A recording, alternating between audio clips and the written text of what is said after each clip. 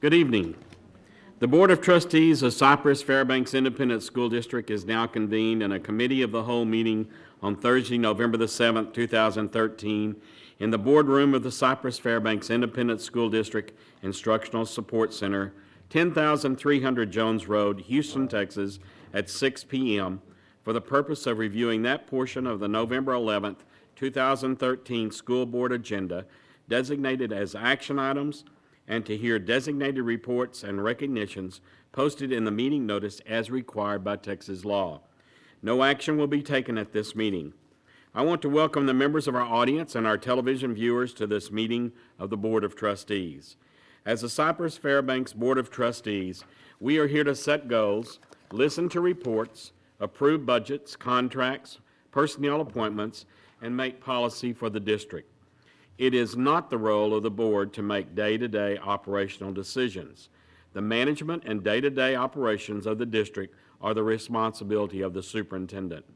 We have policies and procedures in place to resolve concerns and issues. This is a public meeting of the Board of Trustees, not a meeting of the public. Prior to this meeting, board members received information related to items on tonight's agenda. Agenda items will not necessarily be handled in the order listed on the notice. The meeting is open to all who wish to attend and hear the matters discussed. During the course of this meeting, the board may determine that a closed session is necessary. In that event, the board will meet in closed session to consider matters duly posted for this meeting as permitted by Section 551.071 to 551.084 inclusive of the Texas Government Code. These proceedings are airing live on CFTV Channel 16 and CFTV Online on the district website. They will also be rebroadcast throughout the month on Channel 16 and available as video on demand on the website. For the tape to adequately reflect the proceedings, I respectfully ask that you please refrain from talking while others are speaking and that cell phones are turned off or in silent mode. Thank you for taking the time to join us this evening and for your interest in the Cypress-Fairbanks Independent School District. Tonight, our AVP students that are helping us are from Langham Creek High School. They are Samantha Samuels and Chandler Burton. Their sponsors are Brandy Milson and Amanda Garcia. Also tonight in our audience is a member of our CLC, and that is Craig Sharp. Craig, would you stand up right there? Hey, thank you, Craig, for being here. I notice you have on a shirt indicating who you're supporting here.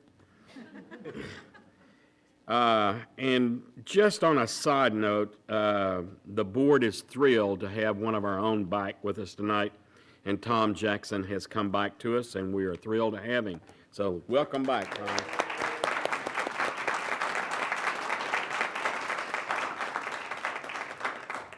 The following reports will be presented Monday evening.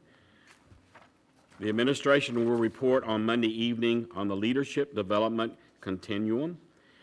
B, the administration will report on the implications of changes in the Texas Teacher Retirement Standardized School Year and its impact on Cypress-Fairbanks ISD employees. Mr. President? Yes, sir. If I could, just for board members at your place, there is the Leadership Development Continuum booklet at your place, and Roy Garcia had a death in the family, so he's not here this evening, but he'll be here Monday to present. So this is some information that you can take a look at and prepare for his report on Monday. Excuse me. Thank you. Thank you.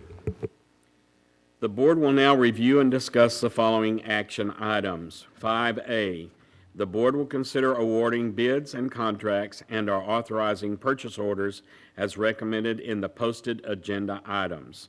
Questions only. Motor fuels or Anthro tablet charging carts. Do anybody have any questions on any of that? Anybody? Okay. B, the board will consider approving the budget amendments for the period of July 1st, 2013 through September 30th, 2013. Do we have any questions on that? Nobody?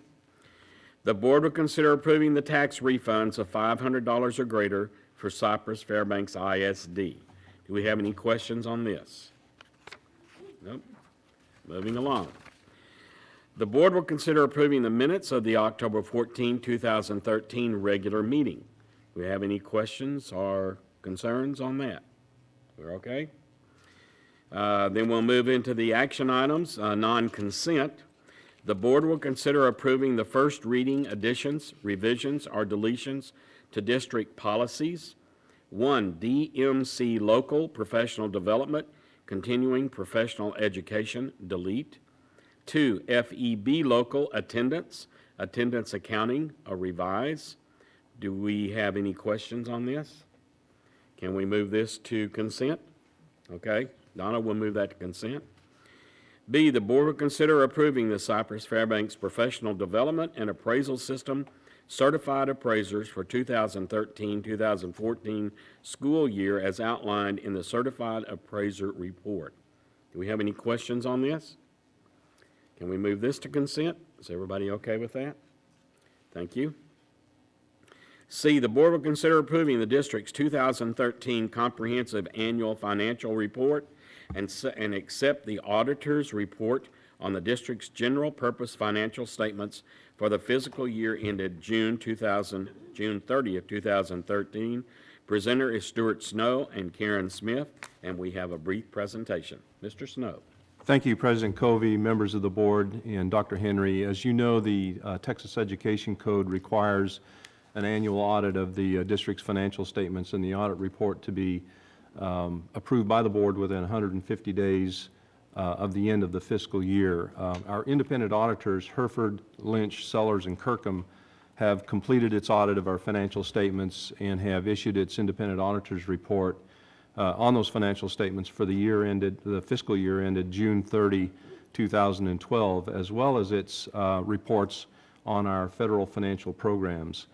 Before we briefly present the comprehensive annual financial report for the fiscal year 2013, I want to commend Karen Smith and her team, Mabel Isles and Melissa McInerney and the rest of the finance department for their incredible work in preparing this financial report that totals almost 140 pages, and as well as preparing the audit schedules and working with the independent auditors during the course of the audit. They just did an outstanding job. Deborah Kirkham and Darrell Henderson with the auditors are here tonight to present their audit opinion and the single audit report. But before we turn it over to Ms. Kirkham, I would like Karen Smith to make a brief presentation on the overall general fund financial statements for the year end. And I believe a PDF copy of the CAFR is loaded on your computer with a link that's on your desktop, as well as a printed and bound copy of the comprehensive annual financial report is at your place at the board dais. So with that, I would like Ms. Smith to make her presentation.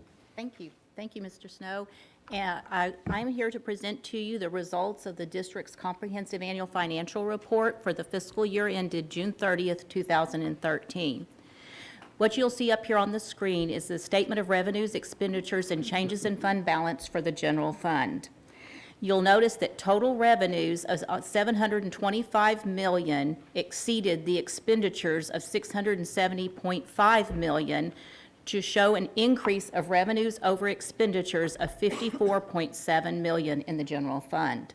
Added to that, you will notice that other financing resources for the sale of personal property of $500,000, and what that relates to is when we sell furniture and fixtures and other items in the auction. Also, you will see transfers in of $1 million, and what that reflects is the money transferred in from our enterprise fund, which is Club Rewind and community programs. So that's their profit that we are transferring into the general fund. So you will notice that we have an increase in fund balance of $56.2 million, which has changed our ending fund balance to $215.7 million. Some of the highlights of the general fund are the increase of $56.2 million in the general fund balance. Also, an increase in total revenues from 2011-2012 of $42.8 million. One of the items that contributed to the increase in the fund balance has to do with our self-funded insurance plan. We had originally budgeted for that to happen back in actually in the budget of 2012-13. But our operating results were much better than anticipated in 2011-12, so the district chose to go ahead and absorb the deficit in the previous fiscal year. Also, the general administration, which is function 41, that has to do with the general administrative operating costs of the district, is only 1.6% of total expenditures. That is less than the state average of 3%. The administrative cost ratio still remains low at 3.6% compared to the allowable threshold for districts of our size of 11.5%.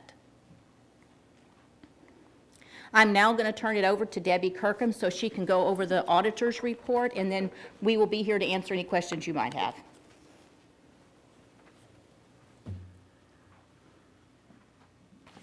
Thank you, Karen. As mentioned and seen on the screen, our opinion on the basic financial statements this year was an unmodified or clean opinion. And that's a new term this year, and really it just replaces the unqualified. As the statement on auditing standards were clarified, they replaced unqualified with unmodified, but it still means the same thing. The district received a clean opinion. Also, that is the highest level of assurance that can be given on the financial statements. And our audit was performed in accordance with generally accepted auditing standards, as well as the Yellow Book governmental auditing standards. The summary of auditor's results on page 8 of the federal financial single audit report, the separate blue report, that's the compliance for all the federal programs. The district also received an unmodified, a clean opinion on those major programs that were tested. The major programs that were tested this year was Title I and the Special Ed Cluster. The district is a low-risk auditee, which means that 25% of your federal programs have to be audited. And you usually think of that, I think as Mr. Jackson was asking last year, it's usually a rotation between the three major programs as Title I, Special Ed, and Food Service. But in the last few years, we seem to audit a lot more because of all the ARA funds and the stimulus funds. But since those are gone away, we're kind of getting back to those major ones of Title I, Special Ed, and Food Service. But to get to that 25%, it required us to do the Title I and Special Ed in this fiscal year. And there were no findings or no non-compliance in regards to those federal programs. And we'd be glad to open it up for any questions that you might have. Does anyone have any questions? Mr. Jackson, your mic. I have one. And this question is probably more for Karen on our staff. Do we, within the audited financials, did we have any significant accruals or estimates? And if so, what were they? Yes, sir. The significant accruals, and that's actually on page 26 of the Comprehensive Annual Financial Report, in case you want to look at that. The first item relates to the accrued wages payable, and the district has to accrue in the wages for it's basically the 10-month employees that are paid over 12 months. We have to accrue in the July and August salary payments. And you'll notice for the general fund itself, it's almost $56 million. The other item is at the top where it says due from other governments.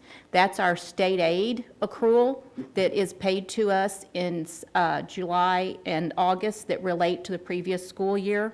The total amount for all the governmental funds is almost $59 million. The only other item which is not as significant is the IBNR, which is the incurred but not reported related to our workers' compensation claims.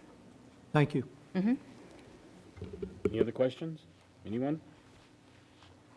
Okay, thank y'all very much for the report. Thank you. Great report. Even though that terminology still kind of throws me. I'd rather them say 5-star, kind of like we do in Texas, you know. D, the board will consider approving the auditor's report on the district's fiscal year ended June 30th, 2013, required by provision of the Single Audit Act 1984, U.S. Office of Management and Budget Circular A-128. Do we have another presentation? No, C and D were actually combined. Okay, that's what I thought. Okay. E, the board will consider a resolution casting its ballot for Catherine Tony Trumbull to serve on the board of, I'm sorry. Oh, I'm sorry, yes. Would we like to move that to consent? Yes. Everyone's okay with that? Thank you. Thank you. Thank you. The board will consider a resolution casting its ballot for Catherine Tony Trumbull to serve on the Board of Directors of Harris County Appraisal District for a term commencing on January the 1st, 2014, and extending through December 31st, 2015. Do we have any questions on that? I don't know Catherine Trumbull, but I think we have voted for her before, have we not, Stuart? You nominated her, I believe it was in October, to serve on the Board of Directors. And so that action that you took Right. previously was the nomination for her Okay. to serve, and then now we're asking you to actually cast your ballot. Okay. Can we move that to consent, or do you all want to keep that separate? Consent. Consent? All right, moving into consent. F, the board will consider authorizing the superintendent or designee to negotiate and execute a 0.2278 acre tract for a water line easement to Harris County Municipal Utility District Number 165, located on the proposed Mirabella Drive and West Road for water services for Canyon Lakes West School Site. This item may be discussed in closed session. Do we need a closed session? No? Okay. Can we move this? Do we have any questions? Anyone? Anyone? Can we move this to consent? Moving that to consent. And the superintendent's briefing portion, part of the agenda will be on Monday evening. Bob. Yes. Yes, go ahead. I would like to ask one question on this. We already know the answer, but I think we should ask the question anyway. Why is it necessary for the easement to be granted? The answer is right on the page in front of us, but I just think as a matter of public record. I'll be happy to answer that Roy's question. over here, remember? I'm looking for you. I know you always look at me at the podium. Mr. Jackson, to answer your question, this easement is being granted to be able to facilitate water service to this future school site, and this allows the utility companies to come in and install the necessary water lines to provide the service we need to build a building at a future date. Excellent. Thank you. Okay, and we're moving that to consent. I said that right, Donna? We're okay? Then therefore, looking at my information here, this meeting is adjourned. And that was 20 minutes. We did pretty good there. Thanks, Tom, for coming. Otherwise, it'd have been 17. Glad you're here, buddy. Yeah.